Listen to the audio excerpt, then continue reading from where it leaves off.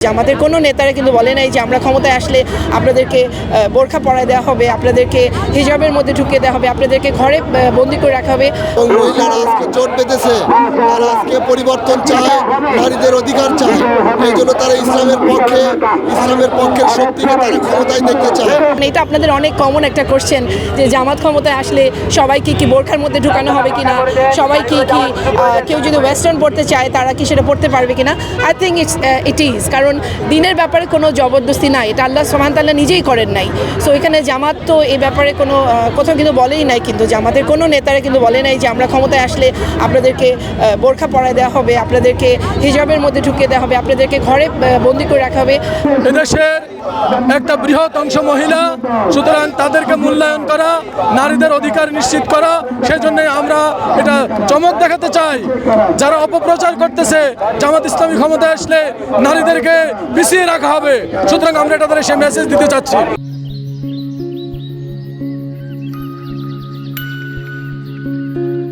আমরা সোফার আমরা কোনো প্রার্থীর মুখ থেকে এই ধরনের কথা শুনি না। ইভেন জামাতের যারা সাপোর্টার বা যারা জামাতের জন্য রাত দিন কাজ করছে রাস্তায়, তাদের কারো কাছ থেকে কিন্তু আমরা এই ধরনের কোনো কথা শুনি নাই। সো এটা আউট অফ নোওয়্যার, এটা মানুষের ভিতরে এই একজন কথা উঠিয়ে দিল, এটা চলছে আসলে, কিন্তু I don't believe in that. আমাদের এই 17 আসনে মহিলাদের সবচাইতে উপস্থিতি বেশি এবং মহিলারা আজকে জোট বেঁধেছে, তারা আজকে পরিবর্তন চায়, নারীদের অধিকার চায়। এই জন্য তারা ইসলামের পক্ষের শক্তিকে তারা ক্ষমতায় দেখতে চায়।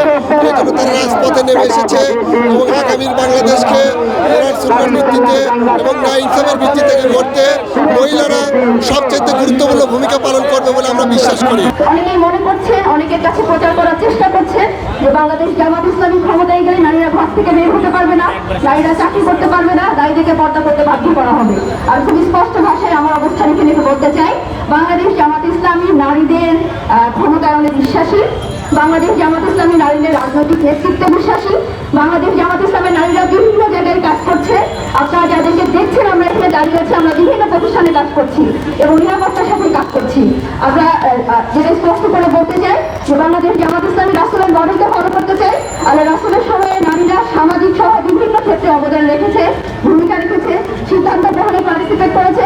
বাংলাদেশ জামাত ইসলামী ক্ষমতায় আসলে বাংলাদেশের নারীরাও নিরাপদে কথা বলতে পারবে, তাদের মর্যাদাপূর্ণ অবস্থান নিশ্চিত হবে, তারা ঘরে বাইরে উভয় ক্ষেত্রে নিরাপত্তার সাথে কাজ করতে পারবে। আপনি যদি আমাকে জিজ্ঞেস করেন আমি কেন জামাতকে ভোট দেবো, আমি একটা নিরাপদ দেশ চাই, যে দেশে চাঁদাবাজি হবে না।